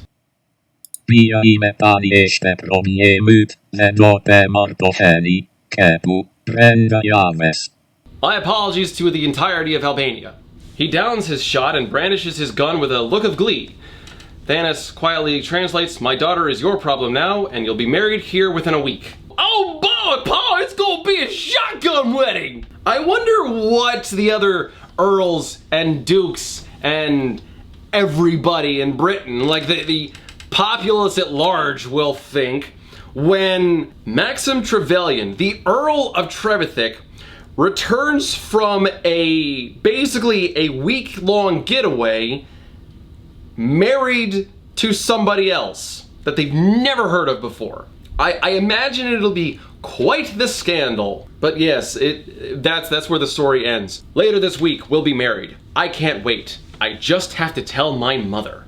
And that is the last line. Oh, God, that was painful. I think I have demonstrated that L. James's, and yes, I know it's E.L. James, I'm mocking her, does not have any grasp of character or plotting or pacing or timing or tension or romance or I couldn't have shown you, but there is no sense of eroticism. Frankly, the sex scenes are the most PG-13 sex scenes I can recall reading. Sunstone has steamier scenes, and that's available for free on DeviantArt. It is stunningly boring. It's just that there's no sense of stakes or tension in anything. There's no real chemistry between the characters. We don't really have a reason to like Maxim, like, anywhere in the story. It's kind of cool when it goes to Alessia's rescue, but there's, like I said, no tension, because certainly in the second kidnapping attempt, he's not in a rush. Alessia is not much better. I mean, she's more likable, and as a character, she's okay. She's just oddly constructed because she has a lot more knowledge than it sounds like she should have, or a lot more knowledge and a lot more talent than it sounds like she should have access to, because Albania as a whole is cast in a pretty bad light. Like, the women are largely property. There are no women along the streets when Maxim drives through the first time. It's pretty grim, all things considered. It's like Albania, and I'm sure this is a terrible representation of it, but Albania looks like this horrible misogynistic country in this book. Oh, but the landscaping's nice, so I guess that balances out. Come to Albania for the nice trees and the woman beating. There are at least half a dozen characters that do not need to be in the book at all. Most of the side characters are two-dimensional as hell, and in some cases that's fine. A lot of the servants and the like don't need that much definition, but the angry ex-waitress at the restaurant didn't need to be there. The vicar didn't need to be there. Mrs. Kingsbury, who was apparently another one of Alessia's clients, we got this whole page ranting about her and her behaviors, which didn't add to the story at all. Frankly, Alessia's other clients, when she was still working as a maid, should have just stayed as generic background figures. Like, they didn't need any definition. They just needed to serve as placeholders to show that, yep, she has other clients, and That's the extent that we needed for the purposes of the story. I mean, Carolyn was largely worthless. She existed there for, like, momentary romantic tension for half a page. I guess the mom was okay. I didn't get to her. She was largely irrelevant, but I guess she's okay as establishing backstory for Maxim. His sister could have been cut entirely. Frankly, his brother was irrelevant. The dead brother was relevant, especially because Maxim doesn't even do anything with the whole "I'm so sad that my brother is dead" thing. If that had turned into maybe I am rushing this relationship because I'm desperately afraid that those close to me are going to leave me, that could have been something interesting. That could have been an actual character motive, but instead it's just, oh no, I've gotta start doing things now. He doesn't even have a character arc. Alessia pretty much doesn't have a character arc. Okay, she's got the most character arc out of anybody else in this story. It goes from, I'm very afraid and nobody loves me, to I'm very afraid and this one person loves me. Not dynamic or interesting. It's, so bad. A couple of extra notes that I didn't get to. Lord Trevorthick sounds like a bad porno name, like Sir Slopadong. While James does do a lot to set up the characters, she takes way too long to get there. Large paragraphs could be condensed or cut, and nothing substantial would be lost. It also doesn't help that these things aren't told in interesting ways. Take this for example. Let's say you've got a guy who goes on this extensive story about how he was the champion pitcher in his high school baseball team. Now, compare that to a guy out on a date, and they go to the carnival, and he goes up to one of those knock over the cans places, you know, knock over the cans, you get a stuffed animal for the lady. And he knocks over the cans, and she's like, oh wow, you're such a good pitcher. And he's like, thanks, I was the champ pitcher in high school. Which of those two examples is more interesting? The one where you show that he was a pitcher, or the one where you tell that he was a pitcher? There's a difference, James, figure it out! James relies on particular words way too much. For example, empathic, Frisian, and beautiful. Well, I would say take a shot every time you see one of those words, but the problem is the book would take way too long for you to get through, so no risk of dying of alcohol poisoning. James tries to tease the reader by drawing things out in what in her mind is a slow, seductive process. A striptease can be a good way to tantalize and entice someone with the promise of a good time soon. James's similar attempt takes way too long, and the sex scenes we've seen thus far have been wildly unimpressive. So we have no idea what we could be getting, but it takes too long to get there, and after a while you stop caring. According to English fans on Twitter, daily is not a common term for a maid. Now it's possible that it's a common among the super elite, but that just makes James look severely out of touch with the rest of her audience. Or she's trying way too hard to blend in with the elite, which she now seems to associate herself as. The story structure is as follows. Plot: long sequences with Maxim and Alessia wondering how the other thinks about them or worrying about their past. Plot: repeat ad nauseum. This book has an interesting story at its very core, but it's surrounded by some of the slowest pacing I've ever seen. It's like getting through an action-packed James Bond movie, but instead of a 2-hour adventure, you have a 10-hour adventure, now filled in with these bloated scenes detailing the HR policies of the Bank of America. The sex scenes are afraid to go into X rating territory, meaning they're largely worthless. These are PG-13 or R at best. This underwhelming performance makes me wonder why this book even exists in the first place. What is the real happy benefit in this relationship? Romantic stories are usually told like this because two incomplete people meet and meld like Beauty and the Beast. Beast needed someone to reel him in, and Belle needed a challenge in life. Both complemented each other, and at least within the context of the story, they worked well together. Not sure about the rest of their lives, but whatever. In The Mister, Alessia found someone to get her out of poverty, while Maxim found someone who pushed him into monogamy. Not exactly a fairy tale romance. There was a moment where Anatoly, or whatever the hell his name was, said a woman is a sack made to endure thing, and I actually decided to look that up, and for half a moment, I was interested in it because it was subtle backstory that fleshed out the world a little bit more. And then James goes and ruins it half a page later by flat out explaining what it is. I was about to compliment James for subtle use of old Albanian folklore, but she spelled it out, ruining the moment. The explanation wasn't necessary since the saying has an obvious meaning and the kidnapper is an older Albanian guy. The connection is pretty easy to make. James is just trying to show off again. Sometimes the fun in reading is discovering things for yourself. I mean, look how much that worked for Harry Potter. People are still coming up with fan theories to this day, and it's awesome. Antoinette is clearly written as a foil to Maxim, a bad rich guy versus a good rich guy. But there is no more depth beyond that in either of their characters. Overall, very bad book. Too wordy, many elements are tacked on and unnecessary. Characters were flat, most were two-dimensional. Much of the set pieces and notes on Albanian culture were geared more towards James showing off rather than enhancing the story. Very, very, very bad book. Also, barely any resolution. Climax happens and then the book ends in like 4 pages, so it's garbage. So, that was my review of The Mister by E.L. James.